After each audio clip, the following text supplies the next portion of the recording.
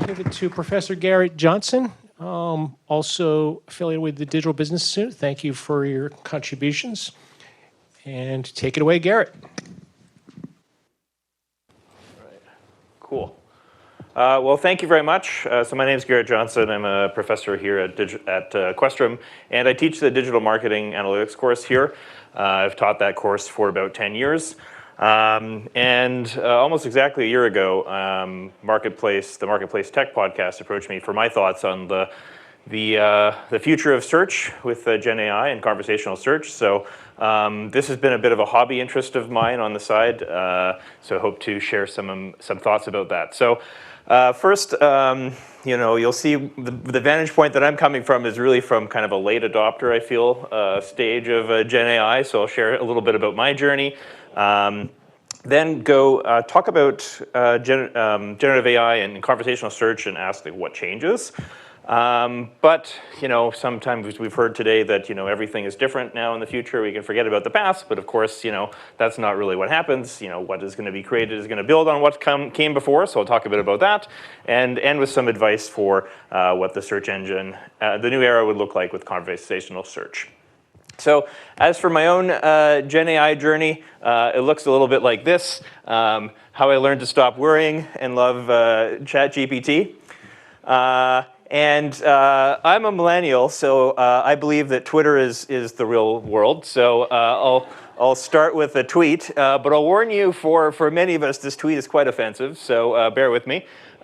Everybody born between 1985 and 1995 saw the Super Bowl halftime show lineup, and it was like, sweet. Instead of doing a show for old people like the Rolling Stones or Paul McCartney or The Who, they did one for us young people. And then 10 seconds later, it hit us. This has been a bit of my Gen AI journey. So, I think all of us, the universal experience of being alive is thinking of the generation that came before, and specifically our parents. And probably a lot of us have had conversations like, Dad, if you were to use your computer to do this, you could be a lot more efficient, and you could get a lot more done, and you could go a lot faster if you just push yourself a little bit.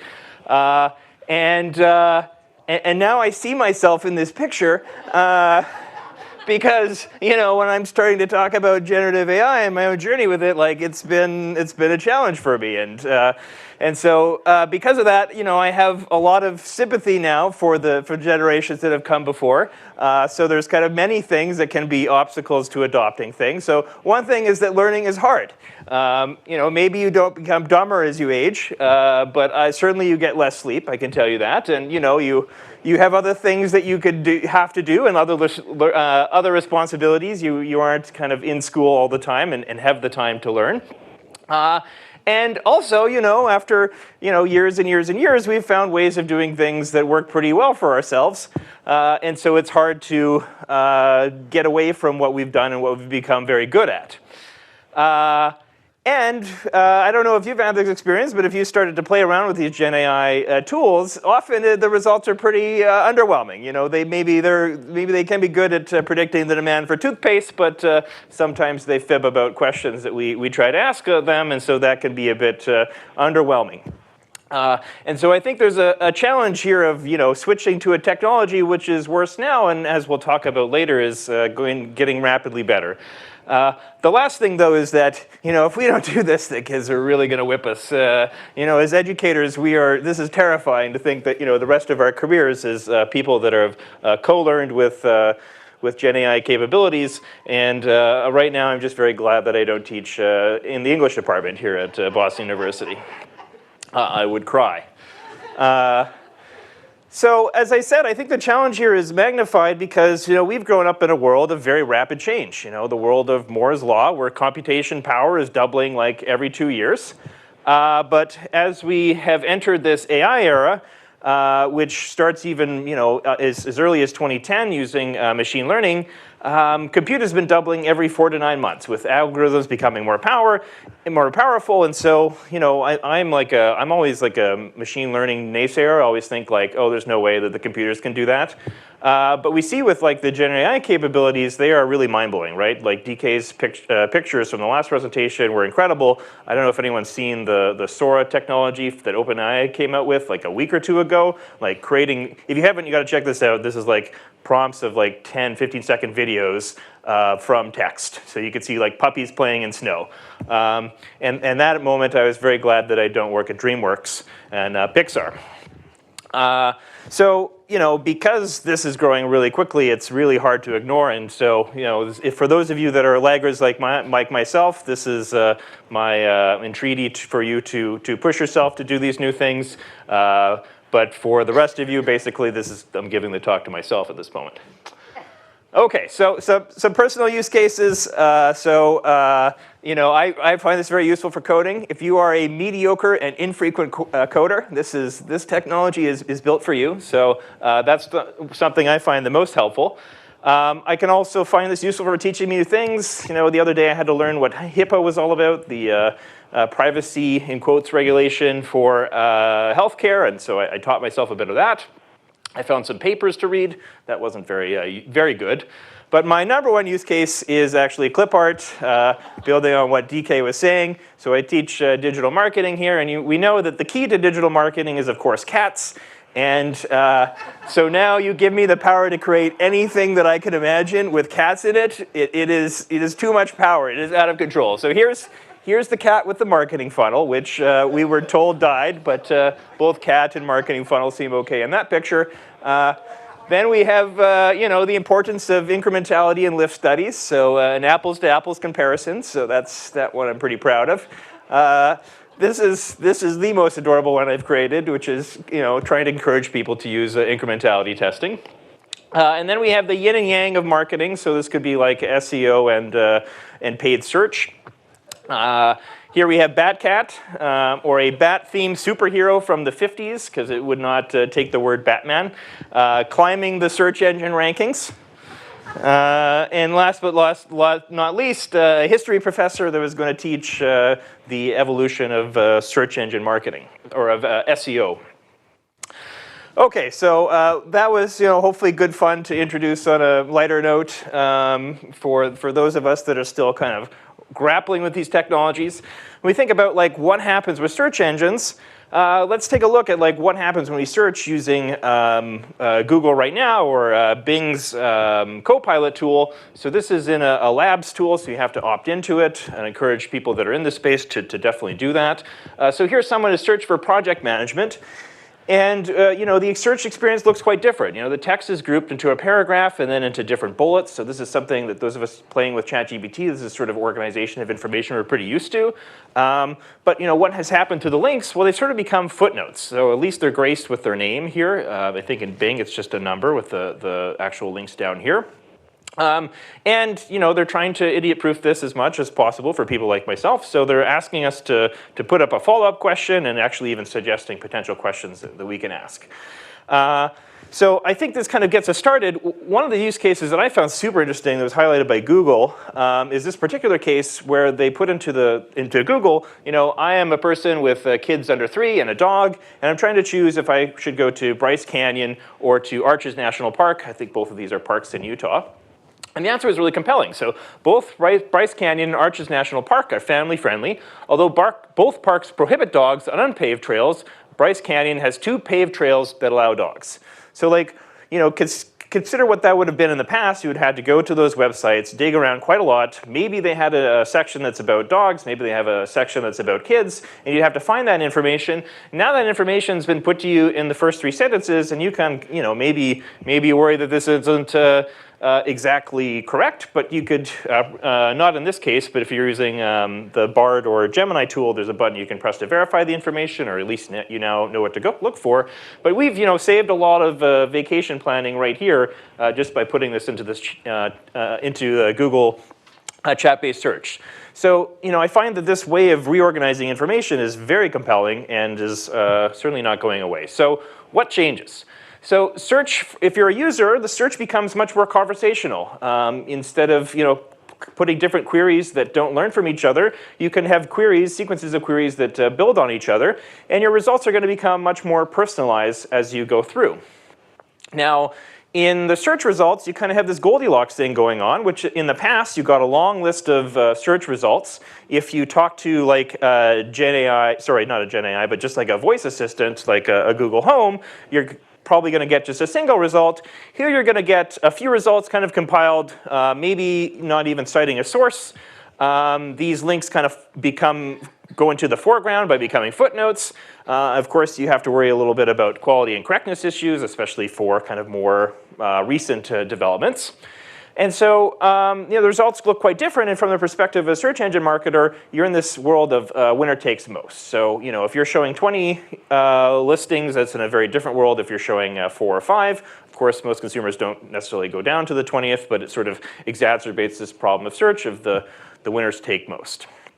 Now, if you're a website, one of the things you're going to have to get used to is fewer people coming to your website. You're going to have less traffic from search. Why? Because people are going to get their answers like this right here, and they're going to have enough information. They're not going to go onto your website. And I'll come back to that in the last part of the talk. But we've already started to see this happening. So zero-click searches, meaning you go to Google for your answer and you don't click on any website. That's already about half of Google searches. And has come up in a few presentations. This does create some problems down the road of kind of hollowing out the internet, right? If we get rid of the incentives that exist to create future content, then what is Google going to grab from to create these nice answers for us? And I'm using Google just out of habit here. Microsoft is as probably even further ahead in this stuff.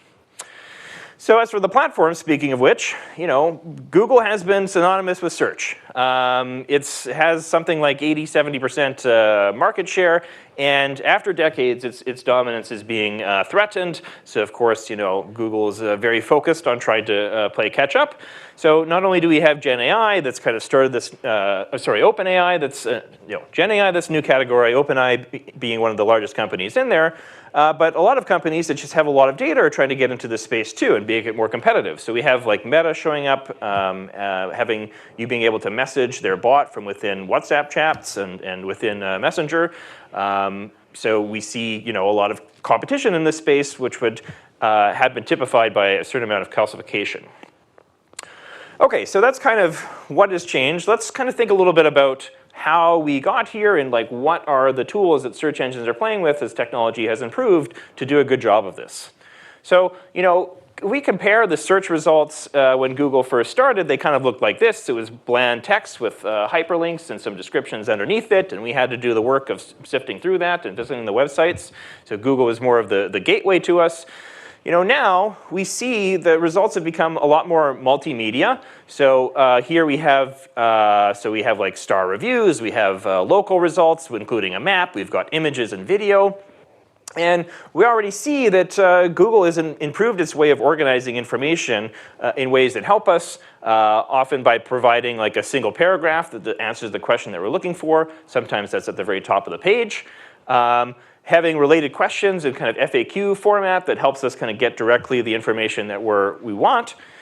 And so we see that the search engines have already evolved to try to undertake these capabilities. I think what's interesting from the perspective of the future of conversational search is that it's very well adapted to text, right? That's what these models are kind of built to do. It gets more interesting when it starts to create these multimedia experiences of including images and videos and that sort of thing. So that's, I think, an interesting frontier there.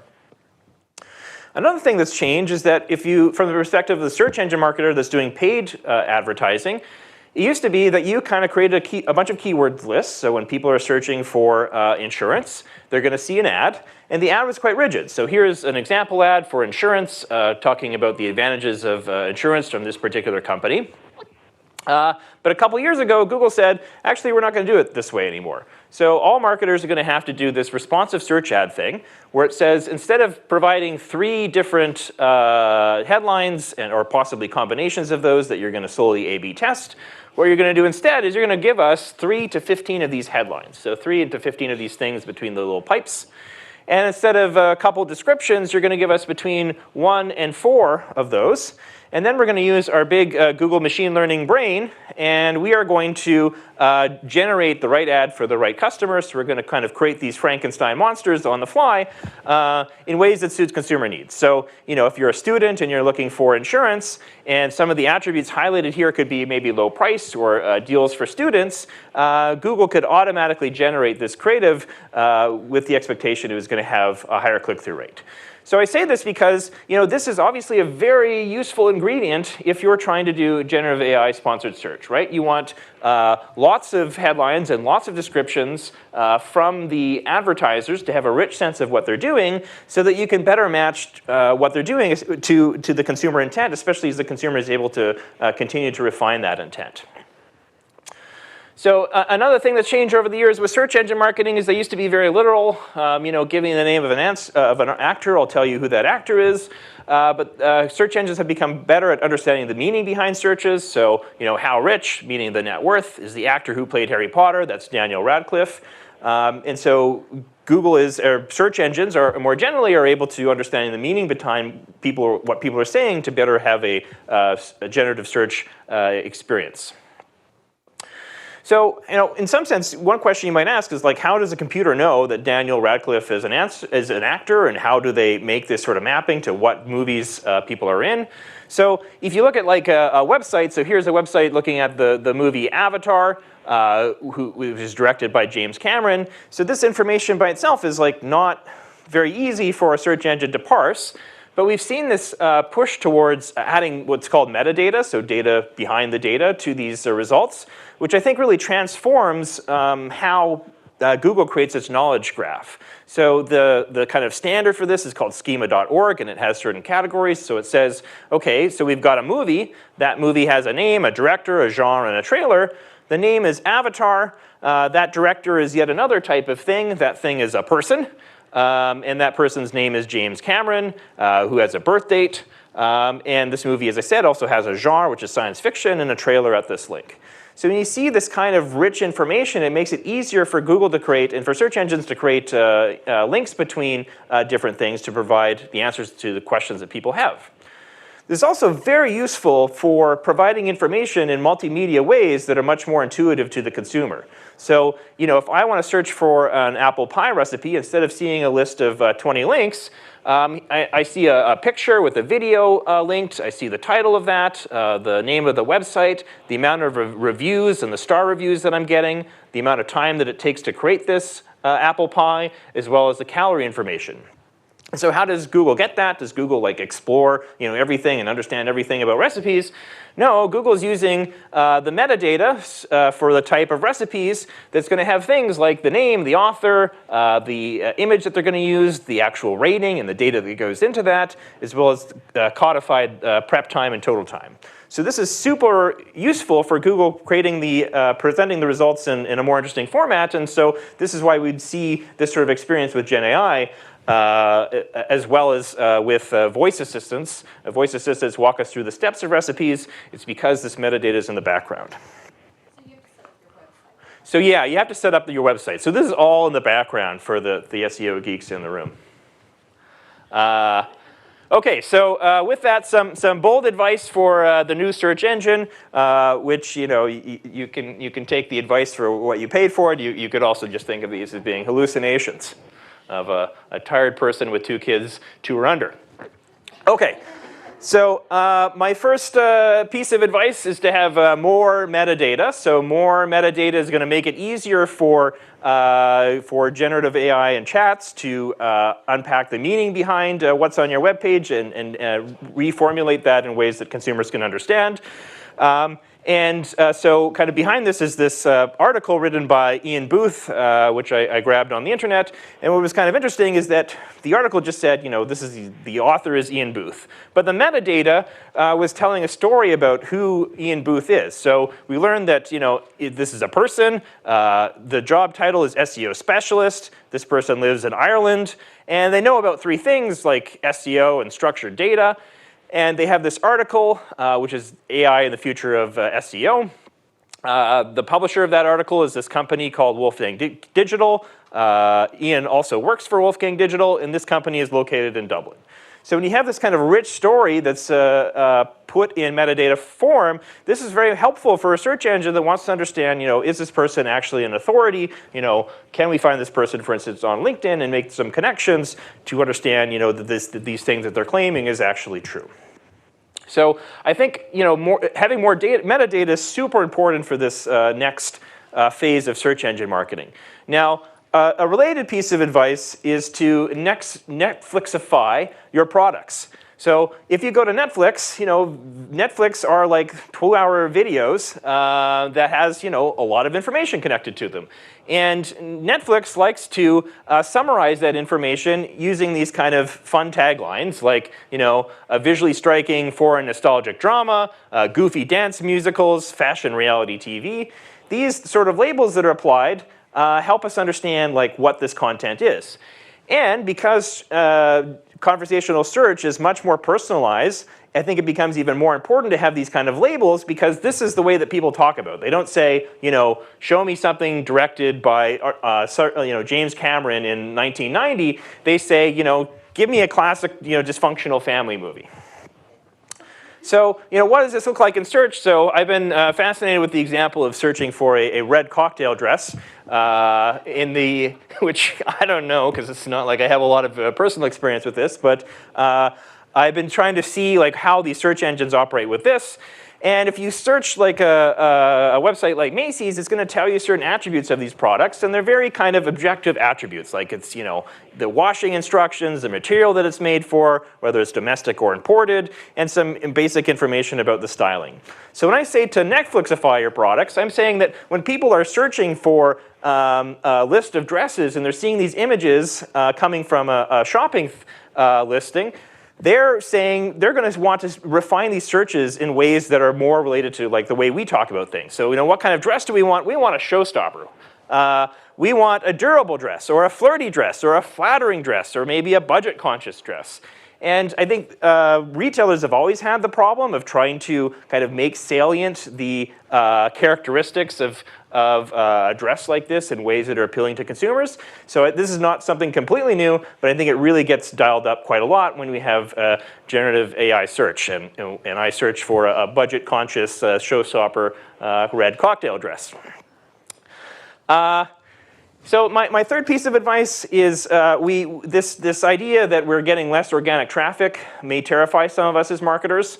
I think we need to get okay with this, right? We didn't build our websites so that people can land and spend time in there and see this glorious brand experience. We did also build them because we wanted to get information to consumers at the time that they want that information. So is it so bad if someone learns the hours that 7-Eleven is open? Well, that's kind of a bad example.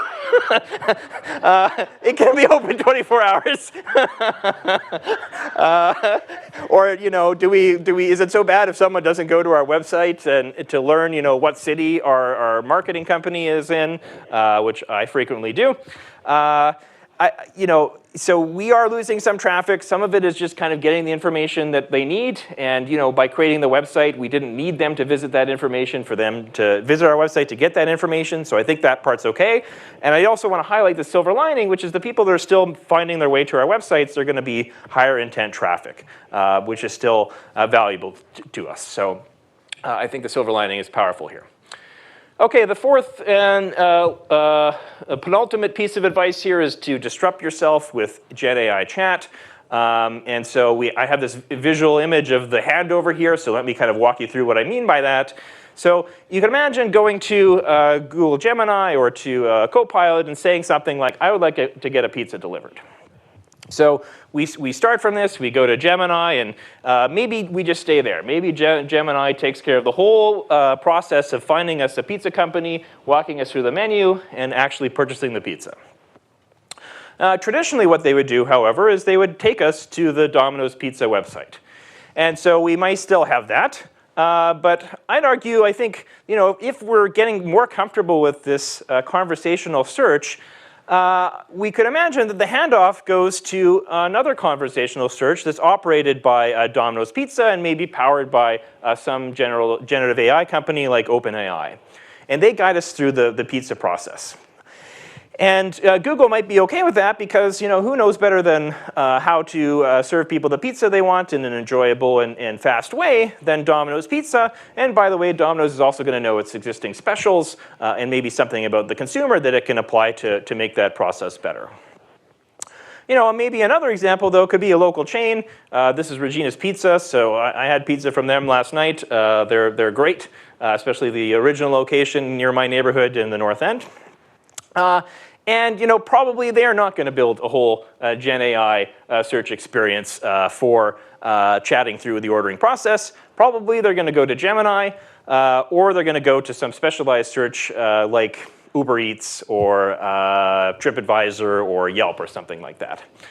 Now, I highlight this because wars are going to be fought over this, right? Wars have been fought in search engine marketing over where this handoff happens, because if it's totally controlled here, then Google is going to try to get more of the money from this. And so, if you're Domino's, you want to be thinking about this, and you want to be thinking about, how can I keep market share and fend off the search results and kind of protect my own territory? And this is where the advice, disrupt yourself with your own Gen AI chat. So, if you want Google to push customers to you, then you need to be offering this on your website so that Google has a compelling reason to push consumers there. So what that looks like is that, maybe when we're going to websites like Macy's or Wayfair, we should be seeing an on-site chat-based search where we can say, we want something, and here's me creatively prompting the Gen AI that, we want to buy something in red that's flirty, but I'm on a budget. So here's some of the options that I got from this. If this is done on the Macy's level, then this is something where maybe the handoff happens at an earlier stage. I think a super important part where I could see this happening is with reviews. So, reviews have transformed e-commerce because we get so much data about what used to be credence or experience goods from the experiences of other consumers. But what quickly happened is that we just have too much information here. And so what we could see is, what we have seen is kind of an evolution of this to just raw text, to having frequently asked questions, to having keywords that are highlighted in the reviews. So many of these things we see on Amazon in particular, summaries of the reviews that have come so far. But I think what we should be seeing next here is chat, because chat can help us engage with these reviews to ask, what consumers have said in the past and direct that conversation to things that we care about, like fit or durability of the dress, for instance. So I think this is something I see a lot more happening in the future. And you could imagine a step further where, I think the challenge is we still need this review text going into there. So we probably would still want to be quoting from reviews when we're providing this information to consumers. But you can imagine even in the review text phase, you can get the consumers to provide a review, but then you could ask them Gen AI created follow-up questions where you're trying to learn about specific attributes of the product that matter to you and matter to your consumers to get kind of a broader view of things and prompt the user to provide more information. All right, so my fifth and final piece of advice here is to connect to your voice strategy. There's definitely synergies between what brands are doing with voice apps and what could be happening with a Gen AI-based search experience on site. So I think the challenge with these devices is that they're kind of like at the level of a 3-year-old, right? You can give them a question, but then they won't remember what you said in the previous question, and the question has to be pretty simple for you to get an answer. We just cannot see this divide remaining this way with these Gen AI technologies, right? With the ability to convert voice to text, you should basically be able to plug in the Gen AI experiences we get with OpenAI and Google into this world. And I think that there's a lot of cross-learning that can happen from, people that created these apps had a lot of experience on how to direct consumers through a purchase process. So I think that these strategies need to be increasingly aligned as we see these technologies moving together. All right, so I'll stop there and see if there's any questions. Thanks. Fantastic. Questions? Question back here. I was looking at your recommendation to set up AI on Domino's. Doesn't that have a parallel in retail media where people like Amazon and retailers are battling it out with Google to see who gets the search, because people are figuring out, if I'm shopping for sporting goods, I'd rather be searching inside Dick's than the universe out there. Is there going to be a spy versus spy retaliation by Google as people start to, that one example just reminded me of retail media, which is exploding. Yeah, for sure. I think, there's, when it comes to search, there's blood in the water here. There's going to be some changes where Google is starting to lose some share with other companies like OpenAI. When we think of search, we think of Google, but some of the largest search platforms are not just Google.com, but YouTube.com and Amazon.com. And certainly when people are searching for products, quite often they're bypassing Google and going straight to Amazon.com. So Amazon should certainly be worried about, are people, well, they shouldn't go to ChatGPT because that really sucks for buying things, but they could go to Copilot or they could be going to Gemini instead. And so I'm sure that these companies are going to want to try to ward this off. And Amazon's skills is in getting advertisers to pay for that, so I'm sure they'll find some way to put in sponsored search results there too. Question in the back.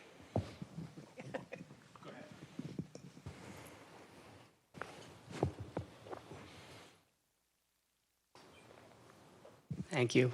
This is a very interesting topic. I'm curious, how do you see the ad business model evolve in search, especially as content is syndicated, summarized, as like text ads or shopping ads, how that whole equation could evolve?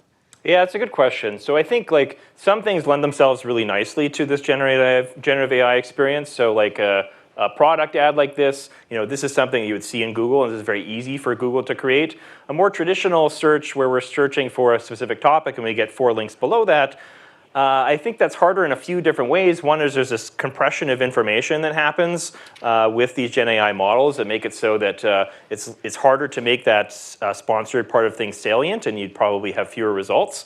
And if they're becoming footnotes, that's even harder. I think there's also like a difficulty of kind of making these sponsored nature of these things salient, right? Because when we talk about word of mouth and somebody giving me a guarantee, it has a different flavor than when a generative experience is trying to make that same sort of claim. So I think it's a needle to be thread, but you can imagine the simple version would be like footnotes that are different colors in the generative AI response back from these search engines. Hey, Garrett, currently we think the Google algorithm rewards folks who have a search function on their site. At least we think it's so. Do you think that they'll also reward somebody who has an AI search or AI chat on their website? I think so, and I think part of it is because of this battle of does Google want to push you, keep you on platform, or push you to a search engine on its own platform, or to your own website with your own chat-based search. I think if you build that capability on your website, then when and if Google tries to put this within its walled garden, you kind of have a product built with a lot of experience and data that informs that. But exactly where that kind of barrier is going to be drawn is a little bit unclear, and I think part of it is a function of, are you Domino's Pizza or are you a smaller chain like Regina's Pizza? But yeah, I think it would be good to experiment with early. Any other questions? Hi, thank you. That was great. I'm the Chief Marketing Officer of a consumer lending company, and we're thinking about the exact same thing, which is the drive to site focused content marketing as we know it is about to change pretty radically. Our industry is pretty heavily regulated, and I'm pretty sure it's going to be a minute before we can move to the chat option, which, by the way, I think is a great recommendation. Do you have any recommendations for players who need to hold on to SEO by their fingernails as long as possible? Yeah, I think this is a general problem. So I think some of us have heard recently in the news that Air Canada got itself, I'm Canadian, so maybe I just heard this, that Air Canada got itself into troubles because someone apparently tortured a chat-based search enough to lie about its customer offerings and provide a refund for luggage or something like that. So I think that is a real challenge in regulated industries. I confess I'm not a deep expert in this, but I believe I've heard of startups that focus on trying to narrow what comes out of one of these things in order to stick to the script. And that's where I think, that's where something like the bridge between what has come before I think can be helpful, because I mean, maybe it's not totally satisfying as a consumer to have something that sticks to the script, but there are companies in the space that have thought about, what that script can look like. How do you direct consumers in an efficient way? And maybe there's a way to combine that with some Gen AI that kind of makes sure that the Gen AI doesn't get too far off script. But I confess that that's beyond my knowledge expertise, exactly where to go. Thank you, Garrett. Thanks, Fantastic. Pete, for a great event.